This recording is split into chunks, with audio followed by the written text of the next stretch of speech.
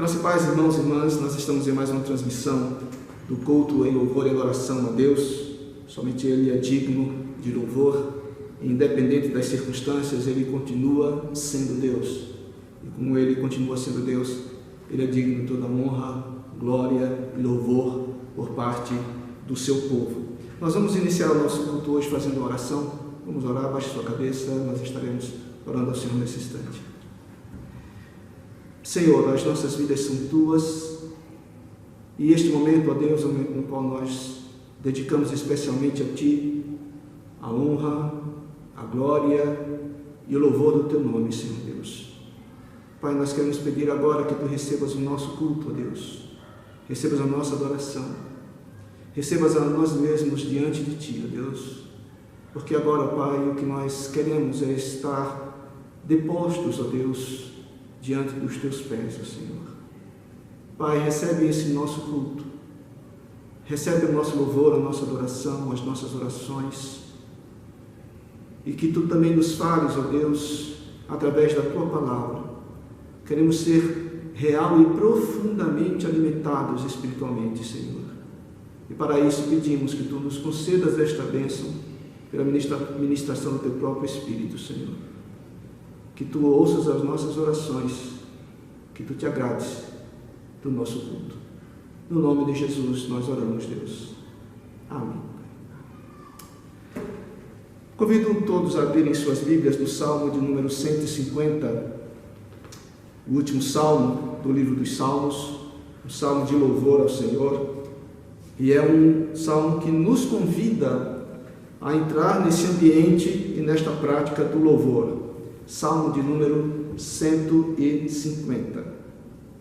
Nele nós encontramos escrito o seguinte: Aleluia! Louvai a Deus no seu santuário, louvai-o no firmamento, obra do seu poder. Louvai-o pelos seus poderosos feitos, louvai-o consoante a sua muita grandeza. Louvai-o ao som da trombeta, louvai-o com saltério e com harpa. Louvai-o com adufes e danças, louvai-o com instrumentos de cordas e com flautas, louvai-o com símbolos sonoros, louvai-o com símbolos retumbantes. Todo ser que respira, louve ao Senhor. Aleluia. Todo ser que respira, louve ao Senhor. E nós vamos nesse momento acompanhar um louvor que será especialmente projetado para os irmãos e irmãs acompanharem neste culto a Deus.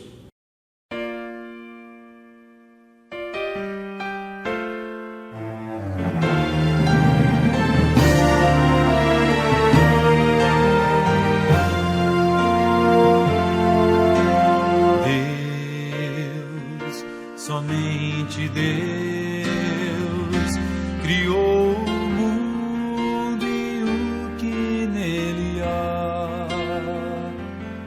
O ser que pode respirar existe para mostrar a glória do Senhor.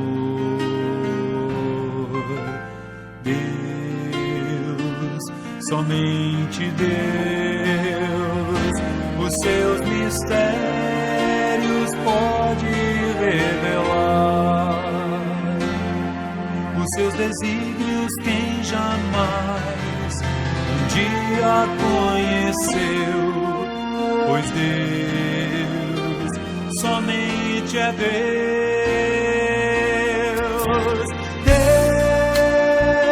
Deus, somente Deus, domina o trono do universo, que a voz da criação se erga para dar louvor somente a Deus.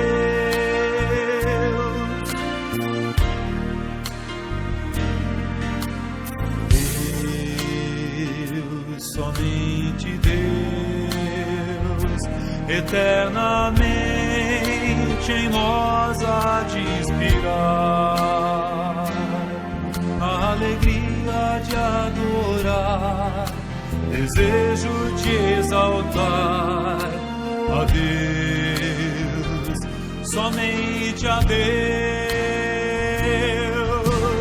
Deus, somente Deus, domina o trono do universo, que a voz da criação se erga para dar louvor somente a Deus, Deus, somente Deus, domina o trono do universo, e a voz da criação se erga para dar louvor somente a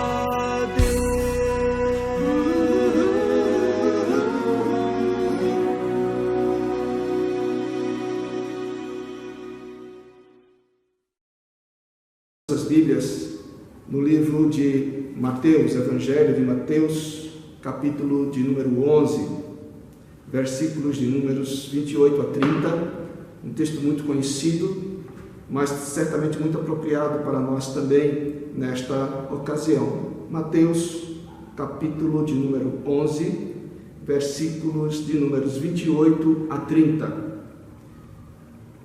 Nele nós encontramos as seguintes palavras de convite do Senhor Jesus: vinde a mim, todos os que estáis cansados e sobrecarregados, e eu vos aliviarei.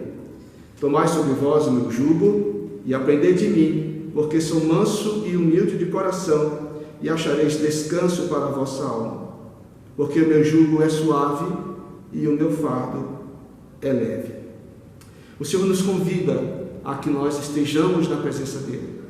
O Senhor nos convida a que nós lancemos as nossas ansiedades, as nossas inquietações diante dEle.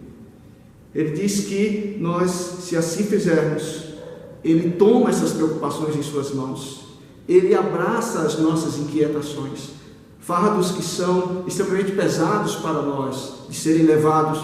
O Senhor os toma e o leva sobre si e deixa sobre nós a sua graça, deixa sobre nós o seu favor. Quando nós assim agimos, diz-nos o texto, nós encontramos descanso para as nossas almas. Convido agora os irmãos e irmãs a fazerem uso do atendimento a este convite do Senhor.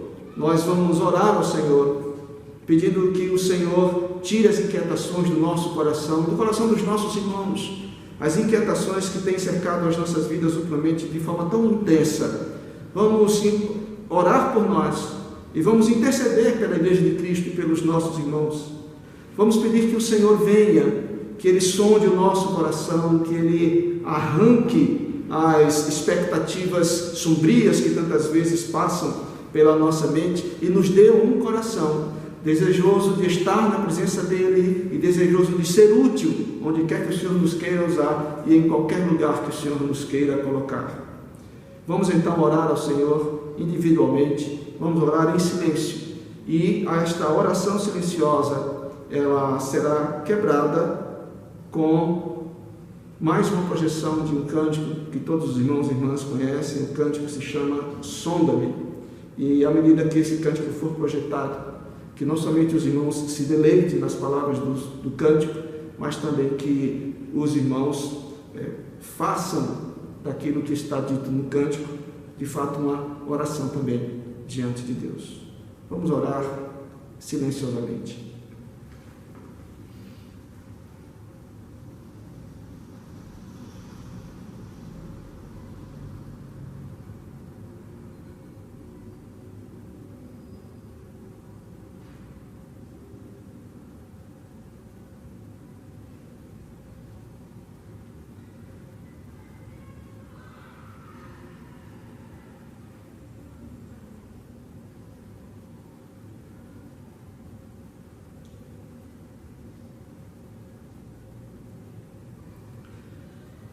Senhor Jesus, nesses dias de tão intensas provas que nós passamos, ó Deus, nestes dias, ó Pai, que nós não temos a liberdade de locomover-nos, de ir para onde nós desejarmos, que não temos a oportunidade, ó Deus, de ir para os nossos trabalhos, de ter o nosso ganha-pão.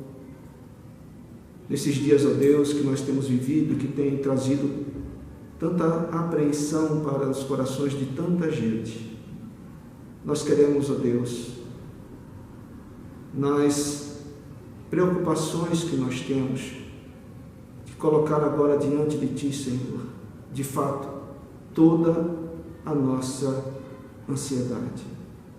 Senhor, queremos experimentar cada vez mais, cada dia mais apropriadamente, esse descanso para a alma. Senhor, faz-nos descansar em Ti. Faz-nos lembrar, ó Deus, de que Tu és Deus. Faz-nos lembrar, ó Deus, de que Tu nos amas. Faz-nos lembrar, ó Deus, de que Tu cuidas de nós. E nós não precisamos andar ansiosos pelo que comer, beber e vestir. Mas devemos sim, ó Deus, buscar o Teu reino, o Teu governo, o Teu domínio sobre nossos corações.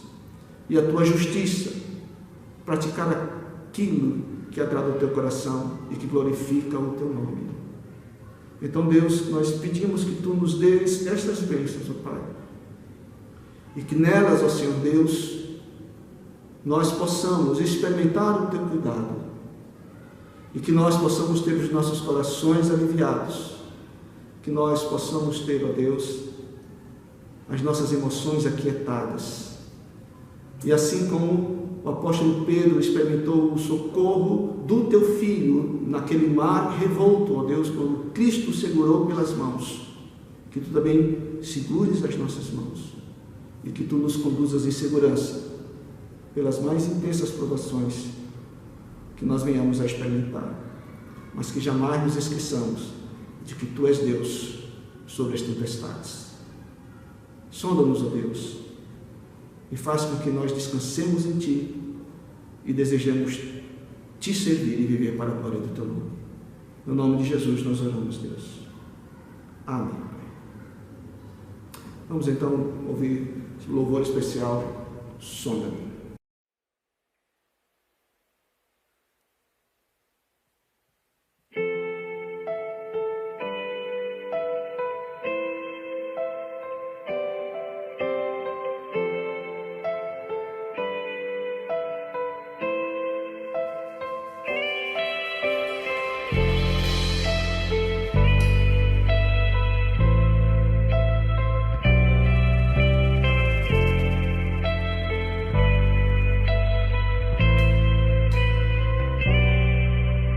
Sonda-me, Senhor, e me conheces. Quebranta o meu coração. Transforma-me conforme a Tua palavra e enche-me até que em mim se ache só a Ti. E então usa-me, Senhor, usa-me como farol que brilha à noite, como ponte sobre as águas, como abrigo no deserto, como flecha que acerta o alvo. Eu quero ser usado da maneira que Te agrade, em qualquer hora, em qualquer lugar. Eis aqui a minha vida, usa-me, Senhor, usa-me.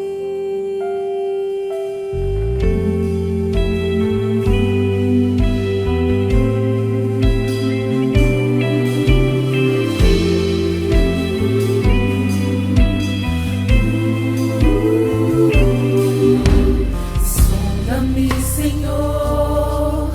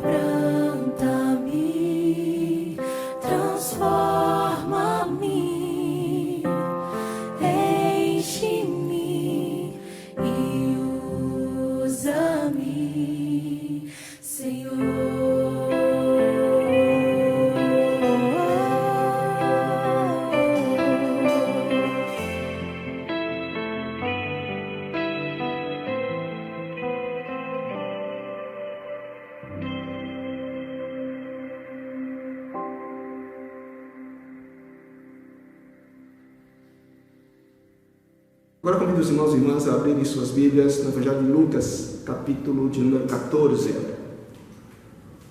E nós vamos ler o trecho formado pelos versículos de números 25 a 35, até o final do capítulo 14. Então, Lucas 14, de 25 até o final, versículo de número 35. Peço que os irmãos e irmãs acompanhem em suas Bíblias a leitura deste texto. Grandes multidões o acompanhavam e ele, voltando-se, lhes disse: Se alguém vem a mim e não aborrece o seu pai e mãe e mulher e filhos e irmãos e irmãs e ainda a sua própria vida, não pode ser meu discípulo. E qualquer que não tomar a sua cruz e vier após mim, não pode ser meu discípulo. Pois qual de vós, pretendendo construir uma torre, não se assenta primeiro para calcular a despesa e verificar se tem os meios para a concluir? Para não suceder que, tendo lançado os alicerces e não a podendo acabar, todos os que a virem zombem dele, dizendo: Este homem começou a construir e não pôde acabar. Ou qual é o rei que, indo para combater outro rei, não se assenta primeiro para calcular se com 10.000 homens poderá enfrentar o que vem contra ele com 20.000? Caso contrário, estando o outro ainda longe, envia-lhe uma embaixada pedindo condições de paz. Assim, pois, todo aquele que dentre vós não renuncia a tudo que tem, não pode ser meu discípulo. O sal é certamente bom, caso, porém, se torne insípido, como restaurar-lhe o sabor?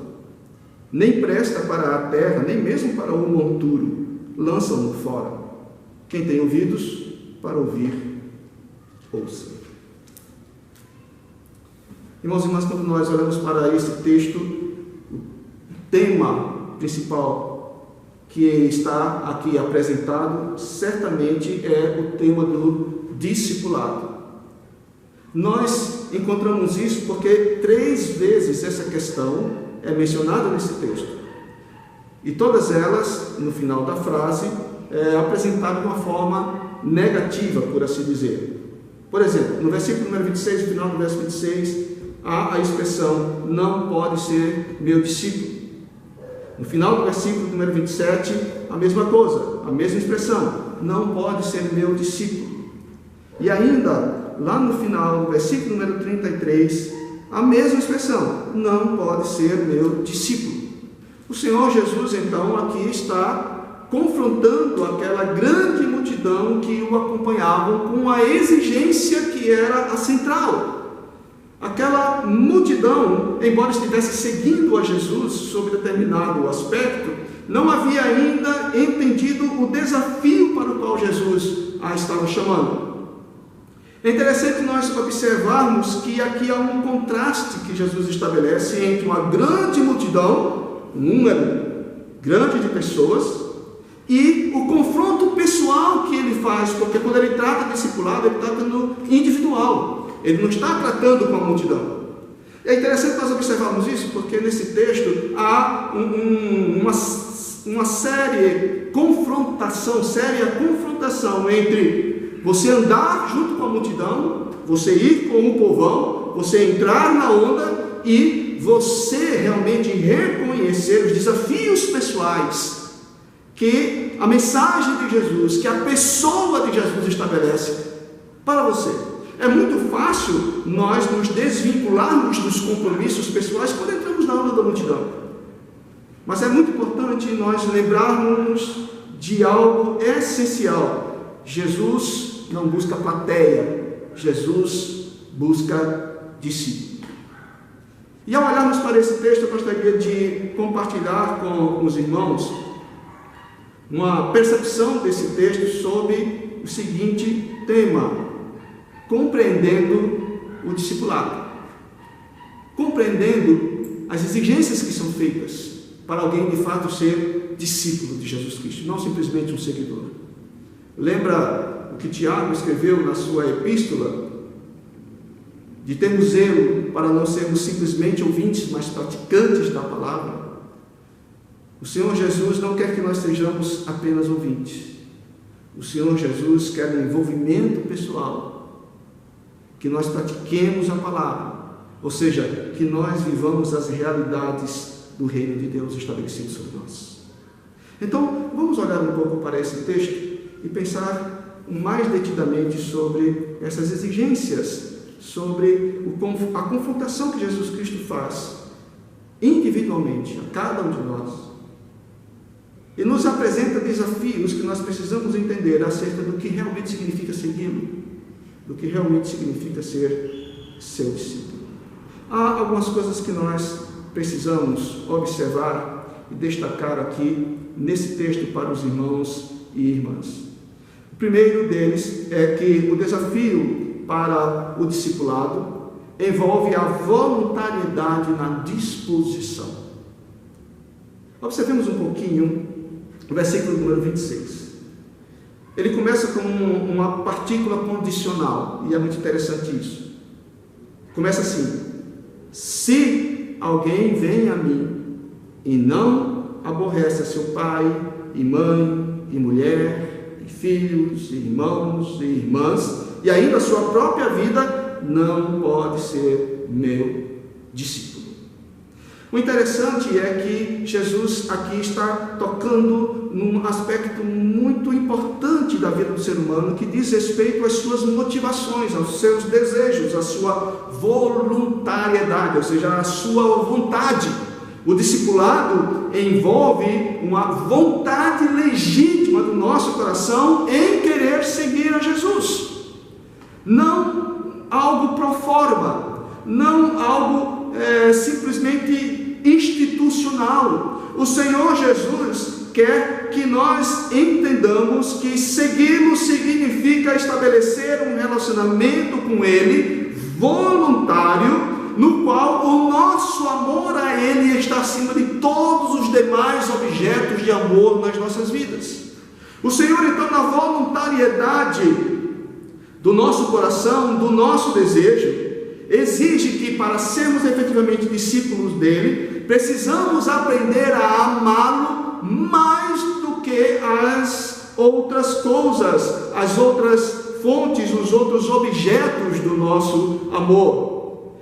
Observe o seguinte, diz o verso 26, se alguém vem a mim e não aborrece, literalmente a expressão aborrecer, ela na cultura hebraica significa amar menos.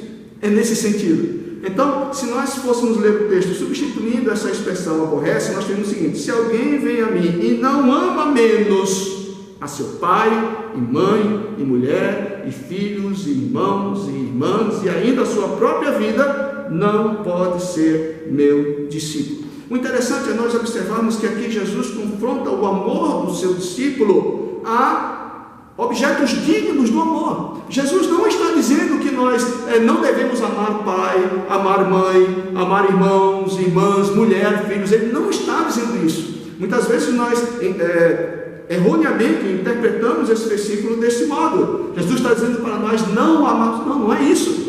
O que Jesus está dizendo é que há objetos dignos de amor nas nossas vidas. Nós temos que amar os nossos pais, as nossas mães, os nossos irmãos, a nossa mulher, os nossos filhos. É interessante como nesses dias de afastamento social, de quarentena, as pessoas de repente têm descoberto pessoas. As pessoas finalmente têm valorizado quais são os objetos dignos de amor e de real valor para as suas vidas. Família, pessoas, pai, mãe, irmãos, irmãs. De repente nós não podemos mais visitar os nossos pais. De repente nós não podemos mais entrar em contato com os nossos irmãos e irmãs. De repente nós tivemos que viver um afastamento necessário neste momento de relacionamento com outras pessoas, até para não prejudicá-las. E isso fazer até porque nós as amamos. Mas o interessante é que à medida que nós passamos por essa experiência, nós passamos a descobrir que elas existem. Por quê? Porque o nosso amor no nosso dia a dia estava dividido com outras coisas, estava sendo distribuído a outras coisas. A nossa carreira, ao nosso emprego, ao nosso desejo de sucesso, aos nossos bens. E de repente descobrimos que nós podemos sobreviver e até em alguma medida viver sem estas coisas, porque nós sabemos que o que de fato alimenta o nosso coração, aquilo que de fato é a base sustentadora das nossas vidas, é a nossa família, são as pessoas.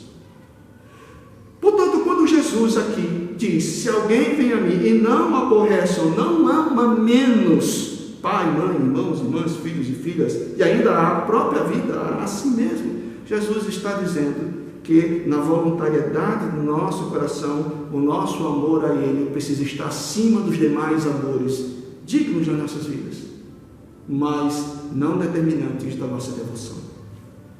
As pessoas são importantes, família é importante, pai é importante, mãe, irmãos, convívio, mas elas não podem tornar-se objeto da devoção dos nossos corações. Podemos e devemos amá-las, mas o único digno da nossa devoção, da entrega até da nossa própria vida, o único digno de quem nós realmente podemos, se necessário for, até dar a nossa própria vida, não conhecendo, reconhecendo a nossa vida apropriadamente nossa, como se fosse uma propriedade nossa, mas algo que é dele e para ele. Somente ele é digno desta devoção, somente ele é digno desta entrega. Portanto, nós somos confrontados com a voluntariedade do nosso coração. Nós somos confrontados com a voluntariedade na nossa disposição. Se nós quisermos, se nós realmente queremos caminhar com Cristo, se nós queremos ser seu discípulo, nós não podemos simplesmente dividir a nossa lealdade entre Cristo e as demais pessoas. É interessante nós observarmos que nesse versículo o Senhor Jesus coloca, como eu já disse anteriormente, objetos dignos do nosso amor, e é apropriado amar essas pessoas. Mas há uma outra coisa, quando ele coloca aqui no final, ainda a sua própria vida, e não pode ser meu discípulo, é preciso que nós entendamos um pouquinho mais o que significa a exigência ou a declaração que Jesus Cristo fez no que diz respeito à sua própria vida. E nós entendemos isso melhor no versículo número 27. No versículo número 27 nós encontramos assim: e qualquer que não tomar a sua cruz e vier após mim, não pode ser meu discípulo. Amar a própria vida significa nós termos a honra da nossa própria vida travada nas nossas mãos, dominado pelo nosso próprio querer. Por que eu estou falando de honra?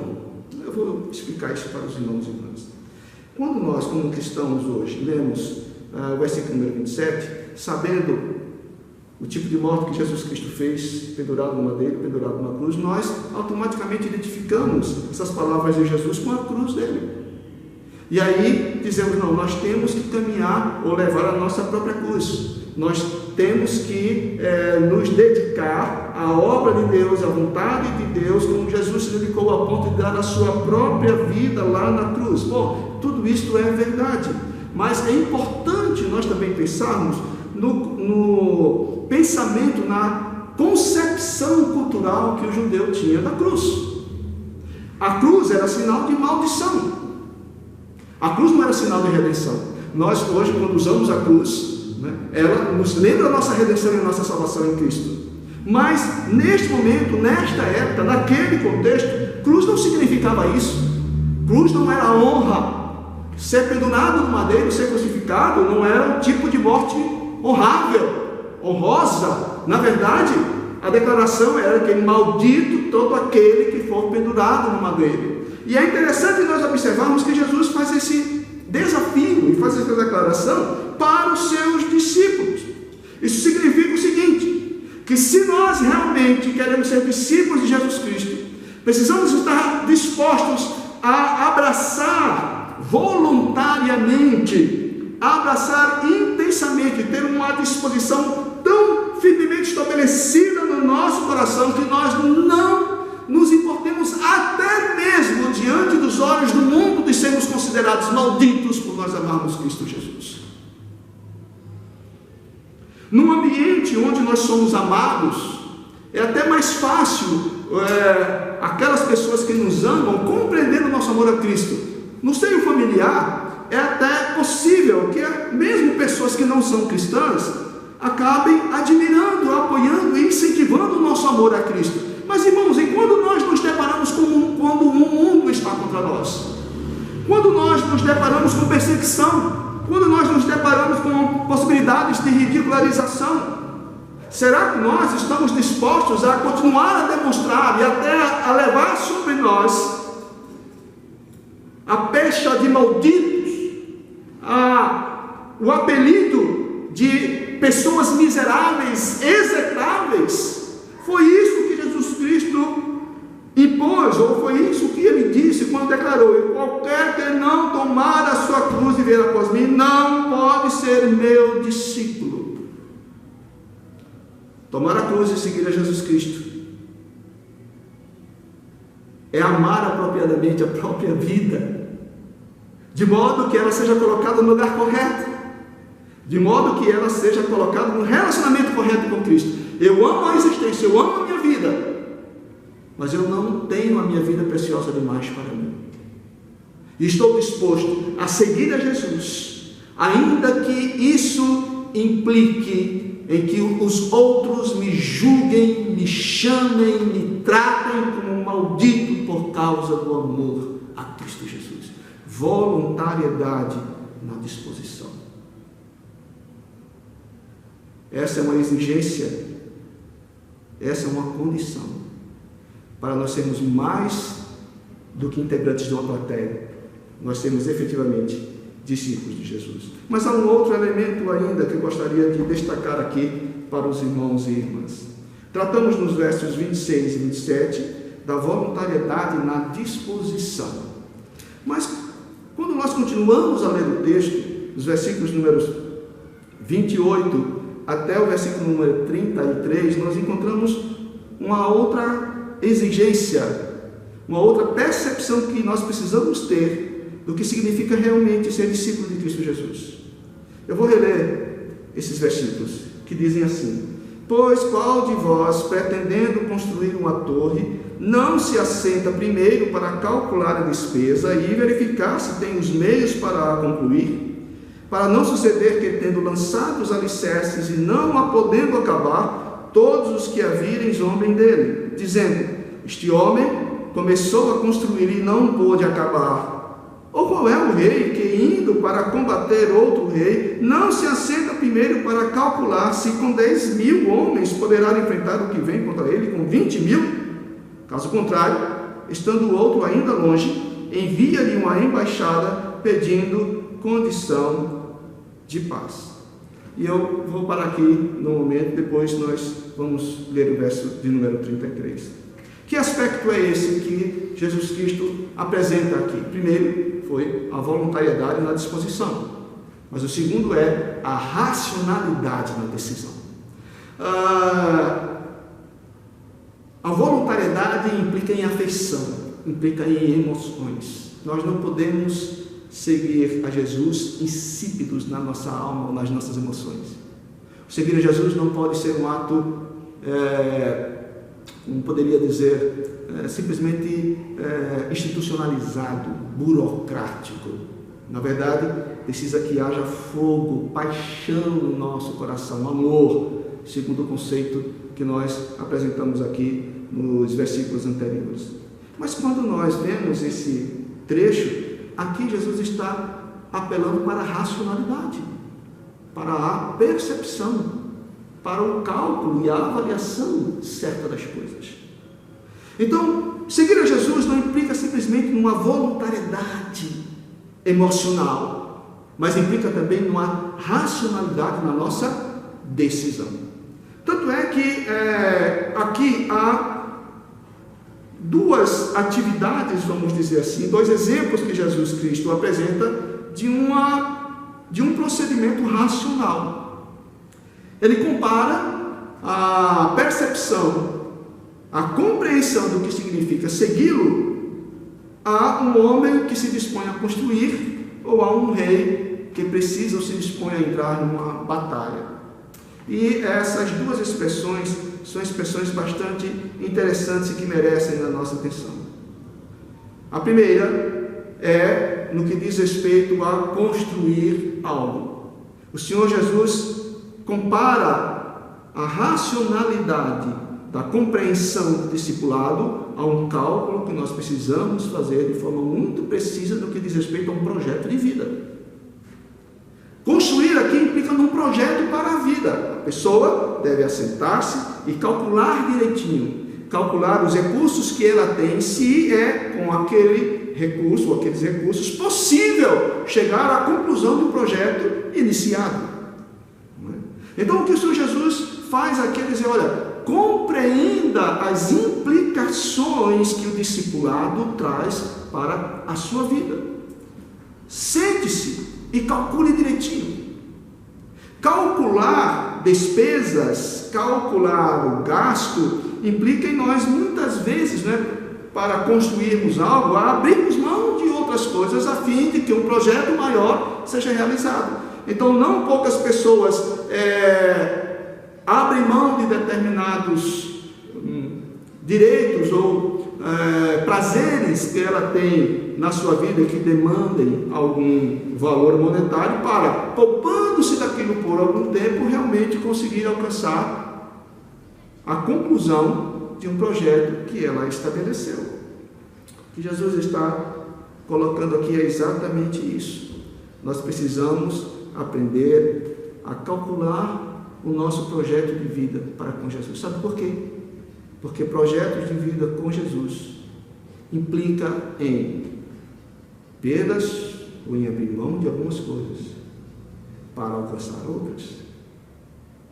Quando a obra é concluída, nós olhamos para trás e mesmo que aquelas coisas das quais nós abrimos mão houvessem sido para nós, quando nós pudemos usufruir delas, coisas prazerosas, mas quando olhamos para trás e percebemos que aquilo que nós deixamos de lado, embora haja tido o seu valor e o seu lugar nas nossas vidas, não são nada comparado àquilo que nós alcançamos e realizamos, então nós dizemos assim: valeu a pena haver aberto mão daquilo para ter o que nós temos hoje.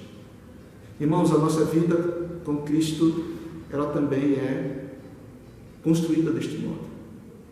Nós temos que entender que Jesus nos chama para um projeto de vida. E para nós avançarmos esse projeto de vida, muitas vezes nós temos que abrir mão de algumas coisas que são até importantes e valiosas para nós. Recentemente foi transmitido no programa de televisão uma série de reportagens sobre Ronaldinho Gaúcho, que está enfrentando essas situações que nós todos temos acompanhado nos telejornais. E na entrevista a várias pessoas, uma pergunta que foi feita é: quando o Ronaldinho se perdeu? Vamos dizer assim. Então, muitas pessoas deram a sua opinião, e achei muito interessante a opinião de cada uma delas, mas teve uma pessoa que disse assim: olha, o atleta ele tem que entender que para ter uma vida de excelência, para que ele possa sempre trabalhar em alto nível, ele precisa abdicar de determinadas coisas na sua vida. E aí, a declaração que aquele entrevistado fez foi: mas quem está disposto a abdicar? Quem está disposto a abrir mão? E ele disse que Ronaldinho se perdeu por não ter a capacidade de abrir mão dos prazeres da vida para se dedicar apropriadamente a uma carreira que ele poderia ter construído de forma muito mais sólida, muito mais edificante, muito mais robusta para ele mesmo. Bem, o assunto não é Ronaldinho. Mas a questão é: quantos de nós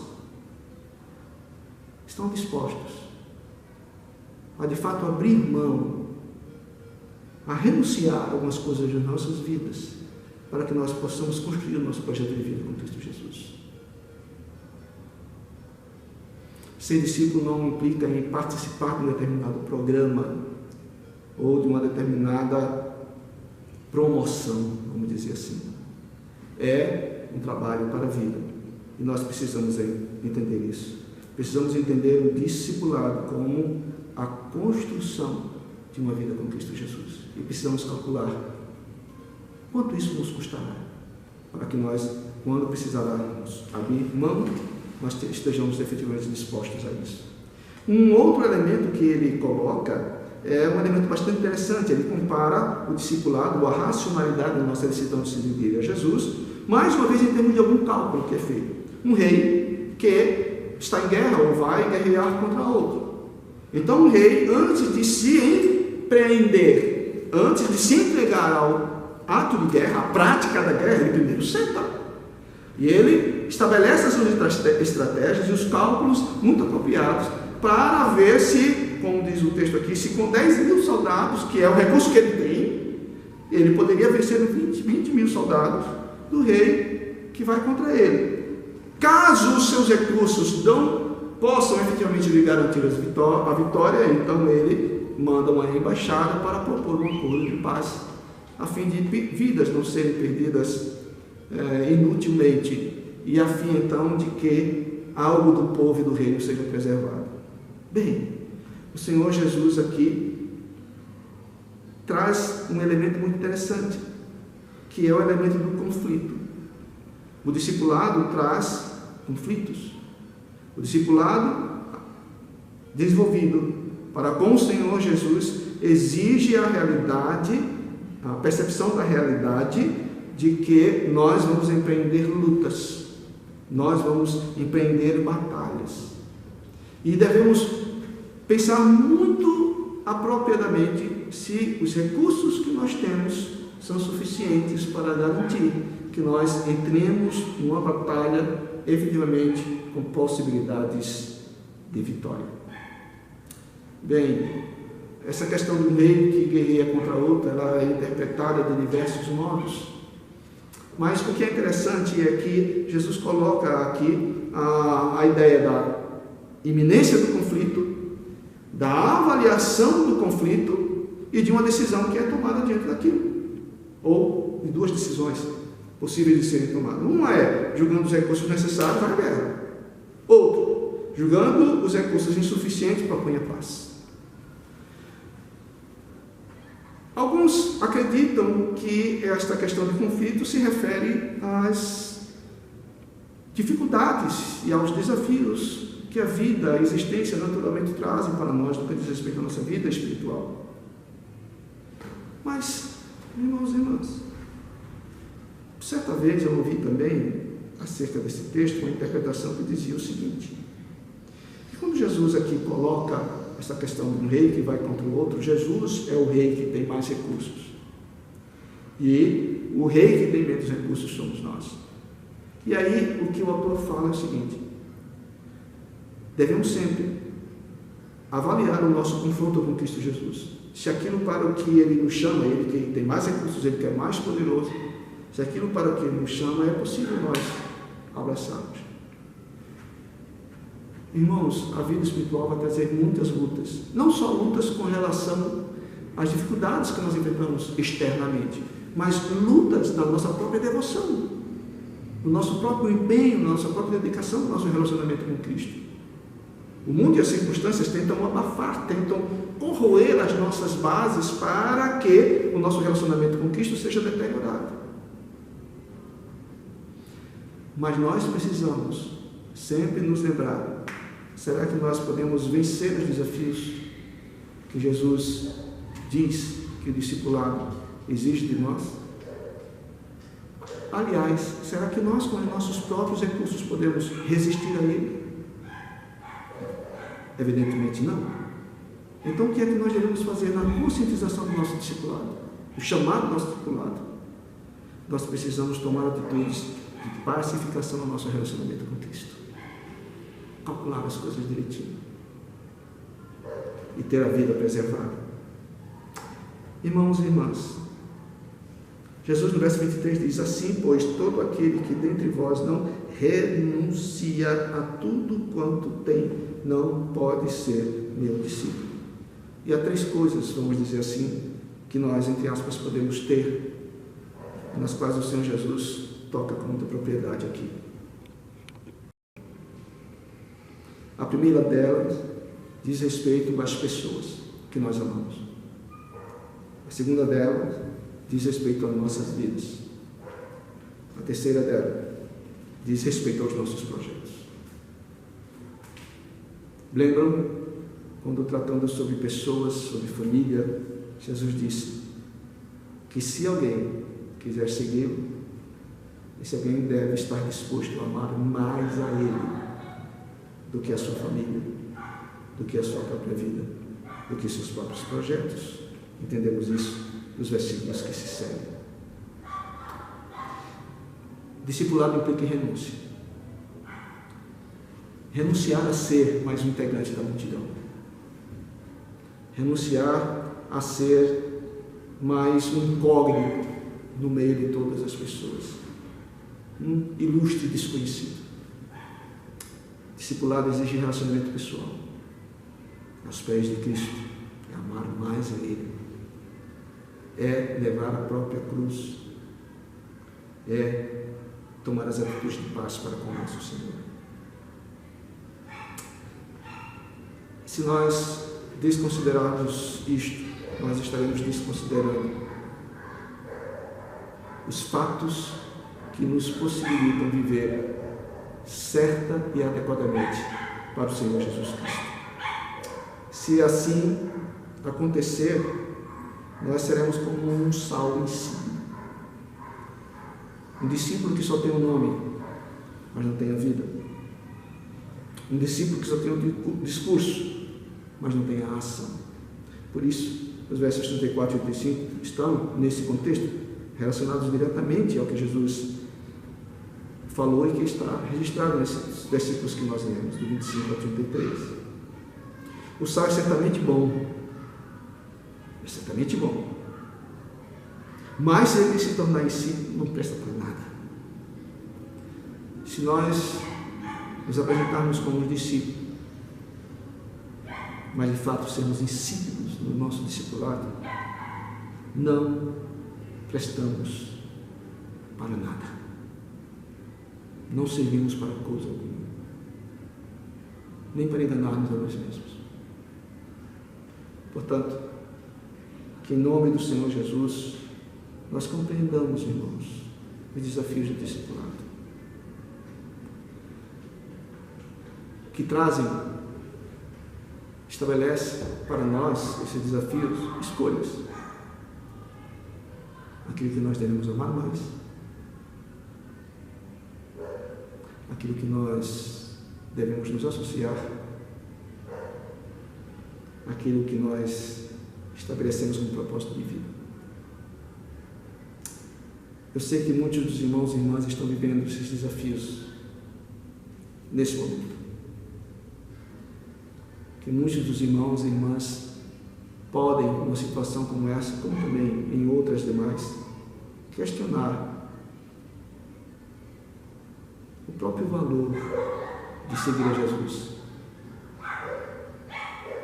Mas em nome de Jesus, lembremos, irmãos, de que se ouvirmos atentamente a sua voz, se inclinarmos a Ele no nosso coração, nós seremos sustentados, seremos acolhidos, seremos recebidos.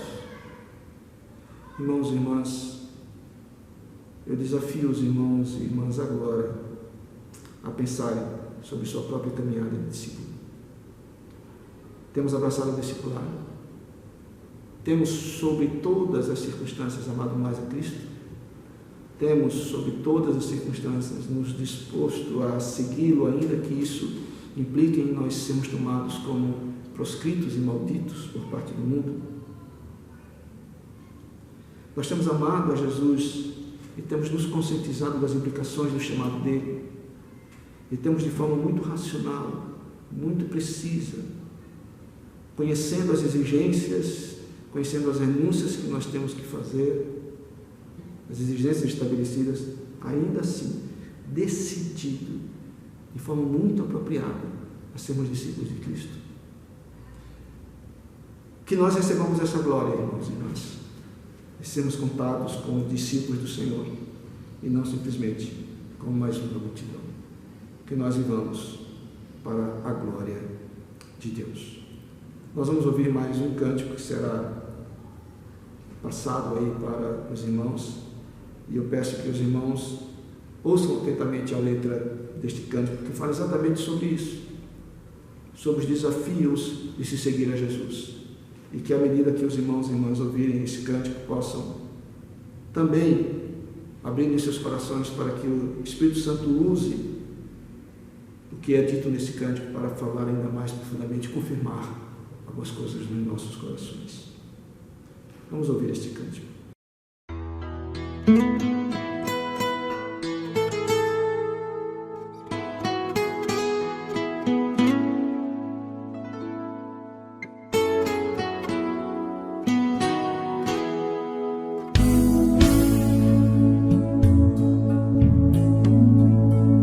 Causa surpresa para muitos hoje em dia rever histórias que o tempo não levou. Como os discípulos deixaram suas redes, o seu pão, a sua vida, e seguiram a Jesus. E muitos deles, certamente a maioria, não tiveram vida boa, mas trocaram por melhor. Andaram perto do Senhor, viram milagres de amor, deixaram marcas.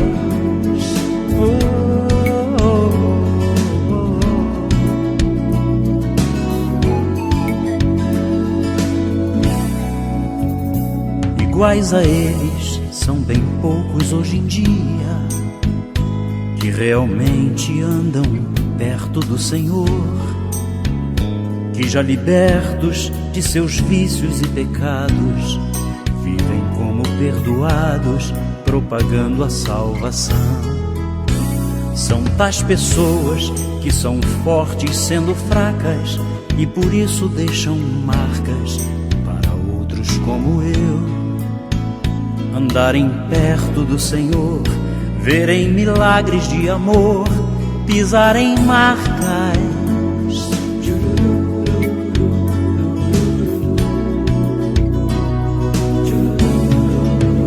Quero pisar sobre essas marcas de valor, pagar o preço de alguém que se dispôs também a atender a mesma voz que hoje chama e diz: segue-me. E não importa o que tenha que deixar, quero levar comigo minha tão pequena fé, pra repartir por onde Deus me permitir andar seu amor.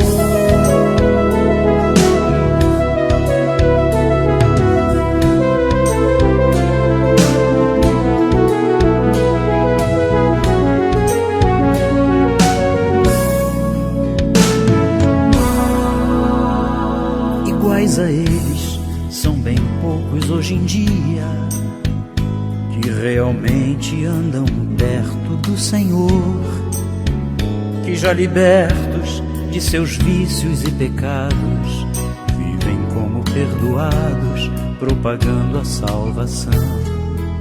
São tais pessoas que são fortes sendo fracas e por isso deixam marcas para outros como eu. Andarem perto do Senhor, verem milagres de amor, pisarem marcas.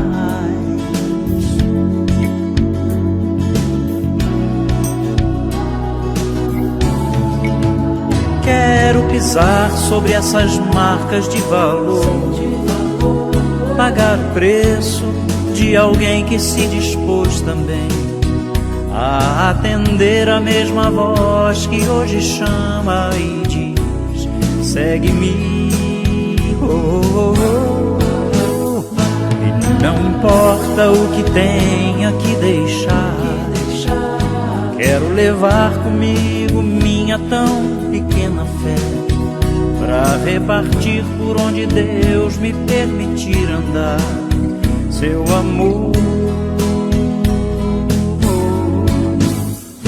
Quero pisar sobre essas marcas de valor, pagar o preço de alguém que se dispôs também a atender a mesma voz que hoje chama e diz: segue-me. E não importa o que tenha que deixar, quero levar comigo minha tão pequena fé, pra repartir por onde Deus me permitir andar.